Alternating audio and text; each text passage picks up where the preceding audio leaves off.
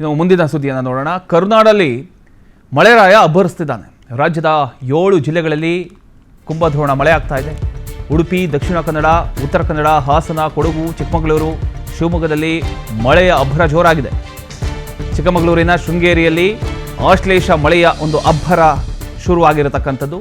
ಮುಂದಿನ 4 ದಿನಗಳ ತನಕ ಭಾರೀ ಮಳೆ ಆಗ್ತಕ್ಕಂಥ ಒಂದು ಎಚ್ಚರಿಕೆಯನ್ನು ಕೂಡ ನೀಡಲಾಗಿದೆ. ಭಾರತೀಯ ಹವಾಮಾನ ಇಲಾಖೆ ಈ ಒಂದು ಎಚ್ಚರಿಕೆಯನ್ನು, ಮುನ್ಸೂಚನೆಯನ್ನು ಕೊಟ್ಟಿದೆ.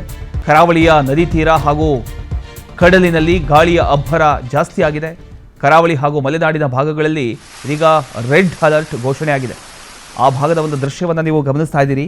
ಕರುನಾಡಲ್ಲಿ ಮತ್ತೆ ವರುಣನ ಅಬ್ಬರ ಜೋರಾಗಿರತಕ್ಕಂಥದ್ದು. ಕಳೆದ ಕೆಲ ದಿನಗಳಿಂದ ರಾಜ್ಯದ ಹಲವೆಡೆ ಧಾರಾಕಾರವಾಗಿ ಸುರಿತಿರತಕ್ಕಂಥ ಒಂದು ಮಳೆ ಇದೀಗ ಮತ್ತಷ್ಟು ತೀವ್ರಗೊಂಡಿದೆ. ಭಾರತೀಯ ಹವಾಮಾನ ಇಲಾಖೆ ಕೂಡ ಮುಂದಿನ 4 ದಿನಗಳ ಕಾಲ ಭಾರೀ ಮಳೆ ಆಗುತ್ತೆ ಅನ್ನುವಂಥ ಒಂದು ಎಚ್ಚರಿಕೆಯನ್ನು ಕೂಡ ನೀಡಿದೆ. ವಿಶೇಷವಾಗಿ ಉಡುಪಿ, ದಕ್ಷಿಣ ಕನ್ನಡ, ಉತ್ತರ ಕನ್ನಡ, ಹಾಸನ, ಕೊಡಗು, ಚಿಕ್ಕಮಗಳೂರು ಹಾಗೂ ಶಿವಮೊಗ್ಗ ಜಿಲ್ಲೆಗಳಲ್ಲಿ ಕುಂಭದ್ರೋಣ ಮಳೆ ಸುರಿತಿರತಕ್ಕಂಥದ್ದು ಜನಜೀವನದ ಮೇಲೆ ಪರಿಣಾಮ ಬೀರತಕ್ಕಂಥ ಒಂದು ಸಾಧ್ಯತೆ ಇದೆ.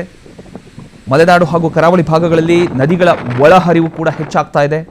ಜಲಾಶಯಗಳು ಕೂಡ ಅಪಾರ ಪ್ರಮಾಣದ ನೀರು ಹರಿದು ಬರ್ತಾ ಇದೆ. ಚಿಕ್ಕಮಗಳೂರಿನ ಶೃಂಗೇರಿಯಲ್ಲಿ ಆಶ್ಲೇಷ ಮಳೆಯ ಅಬ್ಬರ ಮುಂದುವರೆದಿದೆ.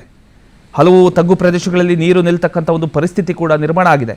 ಗುಡ್ಡ ಕುಸಿತ, ಮರಗಳು ಧರೆಗೆ ಉರುಳುವಂತಹ ಒಂದು ಘಟನೆಗಳ ಸಾಧ್ಯತೆಯು ಕೂಡ ಹೆಚ್ಚಿರತಕ್ಕಂಥ ಹಿನ್ನೆಲೆಯಲ್ಲಿ ಜಿಲ್ಲಾಡಳಿತ ಈಗ ಕಟ್ಟೆಚ್ಚರವನ್ನು ವಹಿಸಿದೆ.